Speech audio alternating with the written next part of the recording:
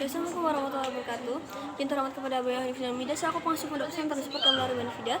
Yang terhormat kepada Bapak pengurus, para dan guru, teman-teman saya, serta keluarga saya yang di rumah yang saya sayang, saya cintai, serta saya banggakan. Oke, perkenalkan nama saya Nur Izam Hida, saya dari kelas 9 MTS Lauren Benfida, dan jadi hari ini saya akan mempresentasikan peta ilmu jenis saya tentang pelajaran IPA yang berjudul tentang organ reproduksi manusia. Oke, ya pokoknya itu pada perempuan dan laki-laki. Nah, cabang yang pertama itu ada organ reproduksi pada perempuan. Nah, yang pertama itu ada ovarium.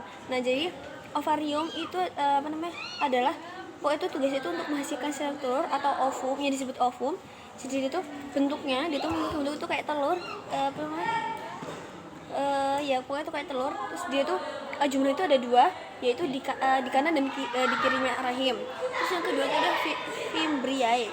Nah, jadi fimbriae adalah tempat itu tempat menangkapnya, pokoknya sel telur itu ditangkapnya gitu. Nah, bentuknya itu berjumlah seperti jari jemari. Ya fungsinya itu tadi untuk menangkap sel telur. Terus lanjut yang ketiga yaitu ada saluran telur atau tuba fallopi. Nah, dia itu memiliki panjang kurang lebih 10 cm yang menghubungkan ovarium dengan rahim. Terus lanjut yang terus ada infundibulum. Nah, dia itu memiliki bentuk kayak corong. Dia tuh pokoknya tuh ujung jadi infundibulum itu adalah ujung tuba fallopi. Nah, terus lanjut ada selanjutnya itu ada endometrium. Jadi endometrium ini adalah lapisan yang membatasi antara rongga rahim yang menurut Hartman yang ada di dalam rahim. Jadi itu ada di endometrium itu ada di dalam rahim. Nah, itu saja ada cervix.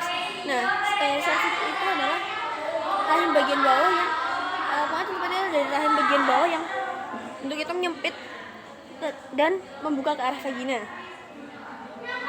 Terus ada juga vagina. Nah, jadi vagina ini adalah fungsinya itu untuk menghubungkan lingkungan luar dengan rahim.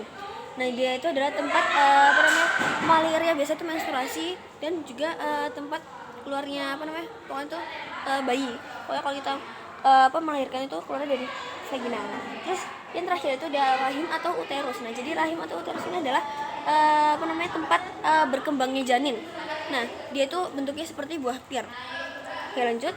Yang cabang kedua yaitu adalah organ reproduksi pada laki-laki. Nah, jadi yang pertama adalah skrotum.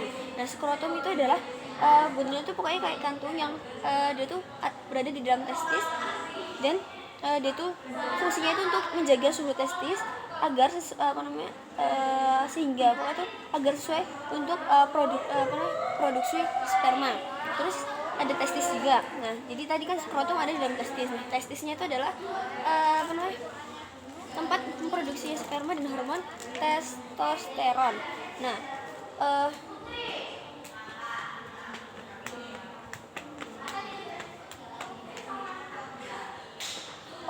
jadi skrotum itu dalamnya itu ada testis ya. Jadi kebalik. Nah, jadi testis itu bentuknya itu bulat seperti telur. Dia tuh pokoknya itu tempat itu ada di dalam skrotum. Terus lanjut ada epididymis. Nah, jadi epididymis ini adalah saluran yang keluar dari testis yang bentuknya itu kayak tanda koma gitulah. Nah, ukurannya itu kurang lebih 4 cm dan tempat dia tuh berguna untuk pokoknya fungsinya untuk tempat disimpannya sperma itu sementara. Oke, lanjut ada vas deferens. Nah, jadi vas deferens adalah saluran panjang yang mengarah ke atas, yang menghubungkan antara epididymis dan uretra. Nah, jadi vas deferens ini bisa juga adalah lanjutan dari epididymis.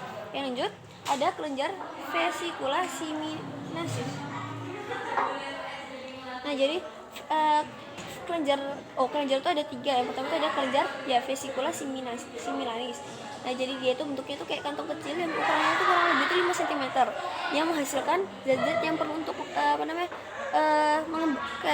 perlu untuk berkembangnya sperma. Terus habis itu ada kelenjar prostat. Nah, kelenjar yang kedua itu ada kelenjar prostat. Nah, jadi kelenjar prostat itu adalah bentuk itu pokoknya itu kayak kue donat yang ada di bawah kantong kemih. Nah yang dia itu menghasilkan cairan yang bersifat asam.